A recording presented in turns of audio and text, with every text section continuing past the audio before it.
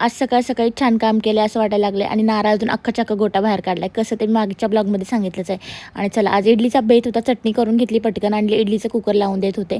मस्त इडली करणार होते. आता इडलीचा ब्रेकफास्ट होता. ब्रेकफास्ट काय जेवणच म्हटलं तरी चालेल. कुकर लावतेच, पिल्लांची आंघोळ चालू होती, म्हटलं कुकर होईल तोपर्यंत घरातल्या पायपुसण्या सगळ्याच मला चेंज करायच्या होत्या. सगळ्या काही चेंज करून घेतला आणि त्यानंतर इडलीचा कुकर झालाच होता. पिल्लांची आंघोळ झाल्या, मस्त इडली खायला घेतली. आता ठरवलं होतं इडली झाल्यानंतर बरेच कामं करेन, पण इडली खाली जी झोपेला ताव मारला की डायरेक्ट वहिनीचा फोन आला, तेव्हाच उठले.